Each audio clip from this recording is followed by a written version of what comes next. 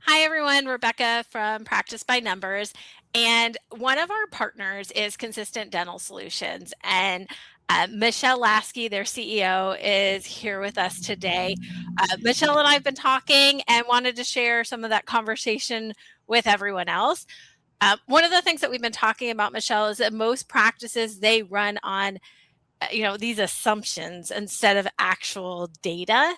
And so Michelle's work consistently with offices across the country, it does give her that firsthand experience into how this can, create stress and inefficiency. And so Michelle, with, over 20 years of clinical experience and practice leadership, I wanted to get your insights on what happens when that team goes from, just guessing to actually knowing their data. Thank you so much for the introduction, Rebecca. I greatly appreciate it and love being here. That's a great question. When we go from assuming to knowing and getting into facts of the numbers, it allows the team member to have a deeper understanding of their position. So I think of it when you look at numbers, when eating something, if you are looking to lose weight in that aspect, you're wanting to know those numbers. And if you know those numbers, you can head in that direction. Same thing stands with your team members when having a dashboard to look off of for their numbers. If they know their goal at the end of the day is to hit 890 and say their schedule is off by that, they can be forward thinking with the front office and who needs to fill that spot and actually knowing that data versus being like, well, our schedule looks pretty full today, so I think we're hitting the numbers. I think we're okay. It allows them to play a different game and have a deeper understanding in their role in their numbers. Yeah, no, absolutely. I mean, in your work with practices, why do you think practices often do just like operate on their feelings instead of actual facts? I think it's normal person habit, right? And it also is annoying to look at the numbers. Sometimes I don't want to step on the scale and look at the numbers either. And we want to stick our head in the sand. And that's where we set ourselves up and our team members up for failure, is not knowing those numbers. Numbers are factual. I think that's why they're the hardest thing for people to look at, is they actually tell the true story of what's going on behind the scenes. And I liked your example of, it's the beginning of the year. Everyone's on like their health journey or reinvigorating that health journey. So it's a good way to help us kind of contextualize it. But confidence does get built when you know what's going on, when you know the score, not just what that story is. So I think when numbers are visible and responsibility and initiative then will follow. And Michelle, I know your mission includes empowering, those skilled dentists and dental professionals to step into ownership roles with that type of confidence. And so in your coaching, what does visible data do? How does it change that day-to-day behavior of team members? Great question, Rebecca. One of the things that knowing your numbers, I guess I need to preface this with something because I've experienced this in the dental world. There's this belief that being in our numbers make us this term corporate and, having this saying. And I used to be of that same mindset until someone taught me to look at it like a scoreboard. So we're a team, we play together. That's our scoreboard. Those numbers tell us how we're playing. That scoreboard is not to be a patient mill. That's not to bring money into the bank account. That's not what it is. That scoreboard lets me know how many patients I'm getting healthy inside of our community. And so that's the way I look at those numbers, and that's how I present them to teams. It's never we did bad, we need to beat ourselves up, we didn't hit our goal. It's, we may have not made our goals, but what things did we do right that we need to keep doing? And what areas do we need to perfect so that we can get closer to that goal. Just as if you were volleyball, soccer, football team, whatever team you want to be on, majority of us have been in that. Even if band, you go and play at different competitions. There's a point system, right? So ultimately, those points just tell you how you're playing in the game. So to turn it and make it look like it's to enter an amount into a bank account, I don't know where that thinking came from, because it was shared with me, and I would invite everyone to look at those numbers differently, more or less like a scoreboard of the health of your practice and your team, because that's what those numbers are. Yeah, absolutely. I'm going to use that from here on out. So thanks for that, Michelle. Absolutely. Yeah. Absolutely. It's one of my favorite things that I like opening people up to, if they're into having that conversation. And some people just will always have that belief, and that's okay too. Yeah. And so, you know, I know there's, you know, let's talk about the different teams in the dental practice, the hygiene team, the business team, clinical roles. How do you see this kind of playing out differently across the different roles or the different teams within the office when you are, you know, being more visible with those KPIs and really creating ownership rather than, you know, just additional stress or more corporate feel? Yeah, so those numbers are not to be in competition against your teammates. Those numbers actually increase when you work with your teammates. That's why I say it's like a scoreboard, like on a soccer team, on a volleyball team, and in those kinds of places, because that's exactly what it is. The more you play with your team members, the better you get at the game, the higher the score goes up, right? Yeah. And sometimes that takes checking in on your handoffs after patients leave.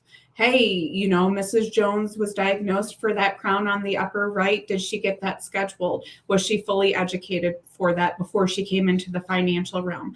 Asking those questions changes those numbers on the scoreboard. That's playing with your teammates regardless of the role. I mean, the pitcher still talks to the catcher in baseball. Yeah. Right? Yeah, absolutely. Yeah. So you have to talk to your teammates. You need to communicate how you're playing in each role. And you need to talk about what's happening with those patients that you're handing off with each other. Essentially the ball, if you want to look at it that way, because what happens? What happens? Where did it go? And those are great questions to ask. Otherwise, you're clocking in and out every day. Yeah. Those are numbers that can get boring.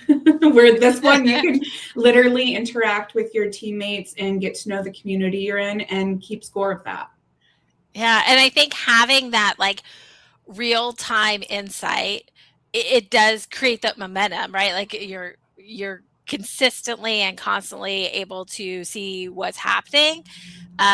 You know, with your focus really on cultivating capable teams and compassionate care, I know one of the things that we've discussed before is that like immediate feedback, it accelerates growth, it improves daily performance. So what does that look like? What does real-time feedback look like So in a one of the practice? things one of the things that I like is real-time feedback. Is if a practice takes a change in their schedule. I see this all the time with practices, especially here in Michigan. It's winter now, so lots of cancellations due to weather and or cold sickness. And we make this assumption that there's a hole in the schedule. Doomsday, doomsday, and like Chicken Little, everything happens, the sky is falling, right? Yeah. Well, sometimes it's not doomsday. In real time, actual numbers being there, you can see where you are present to your score. So do we need to freak out and really fill that? Like, oh, how much pressure is it to fill that on our score? Or are we actually okay? There's no pressure. And what would it actually look like to move patients up and get home safely, or, you know, have an additional hour? So Yeah. majority of my practices that I work with, that's how they work their schedules together. And they have that agreement, like, what would it look like to get out at 3:00 versus 4 if it's a bad day? You know, what are the possibilities there? And knowing the numbers in real time allows you to make responsible decisions in those moments. Yeah. No, that's fantastic. Um, I know when, like, just like a team, right? You achieve certain goals together, you celebrate wins together. I know I've heard you talk about teams celebrating wins, like, in the moment, and what that effect has had on some of your clients that you're coaching. Can you maybe walk us through an example, or I know I'm putting you on the spot, but maybe Yeah. something that's worked well with your clients, or something that you remember as a great moment? So, just like with sports teams, the big thing people love to do when we introduce this is the touchdown dance, right? I think the real now is what's called, I think, the gritty. I could be wrong how I'm saying it. But I love like a woo woo in the middle of the hallway. What does that look like? We diagnosed perio on a patient and they signed up and moved forward. That lets me know that team educated that patient, that they were financially okay and secure to make an appointment and move forward. We need to celebrate in front of the patient, in front of our team, because we succeeded in getting our community healthier. Healthy. We are making one step in that. Those things need to be celebrated in the moment and acknowledged. Like, great job educating that patient so that they understood that. Like, what would that mean to you in the middle of the day if someone came up to you and said, hey, Mrs. Jones just did this and you were a part of that. Thank you so much for contributing. I'm going to want to keep doing that again, right? Right. You're helping getting someone healthy. Another teammate is acknowledging you. Like, it's a whole win all the way around. I don't know why this isn't talked about often or made more normal, I guess, is we should be more excited for each other for what we're doing and for ourselves for what I'm doing. There's times where, as a treatment planner, in the moment, nobody's there with me when the patient says yes. Right. So I used to I would wait until the patient would leave because I can get a little loud. And then in my little quiet hallway, I'd be like, woo, woo. And everybody would know, like, yes, we did it. And, or I would go to the hygienist room and I know she would be with a patient and I'd just be like, boom, like, right in the moment, it just gives them that additional pump or gas for what they did. And they should be acknowledged. Everyone should be acknowledged for those things in the moment. 2 weeks later, an additional $50 at the morning huddle. I've heard those things too, but like, it doesn't stick like that immediate, even hurrah. It's like cheering for the touchdown. Like, we don't cheer for the touchdown 2 weeks later. We don't cheer in the moment. We did it. So like, scream out, like, woohoo. I believe I have a practice who used to have the wand of amazingness, and they used to go around and wave it. I love when that. Something good would happen. So a patient said yes. If a team member was able to make something happen inside of the schedule that they didn't think would happen, like those kinds of things definitely would have that going. And I absolutely love those things. It adds some breakup to the day. It's not as mundane. It's not the normal stuff going on. Yeah. I think some things that you really highlighted is just that idea of a scoreboard. Like, that's something that I'm going to keep with me, to celebrate the wins in the moment, be able to really work together as a team. And then, the doctors are really, they're clinically trained, right? And they're on that leadership journey, but they really become better leaders when they coach from the numbers, right? Because the numbers don't lie. And so that's one of those things that you can be very objective with, and it helps you feel a little bit more confident in those types of conversations. But like, if a practice came to you and you were like, hey, every practice, one step, what's the very first step that you would ask a practice to take today to just be able to eliminate the chaos that might be happening in their practice, try to build some clarity? What would be the first thing that you would advise? Acknowledge the wins. Acknowledge the wins in the moment. I have I have a Texas practice who started out with me kind of leerily. And when I said, add these acknowledgments in the beginning, it's going to make the biggest change, they looked at me like, No, they're like we're not no, one of those types it's of like not. touchy-feely practices. Right. Yeah. And I totally get that.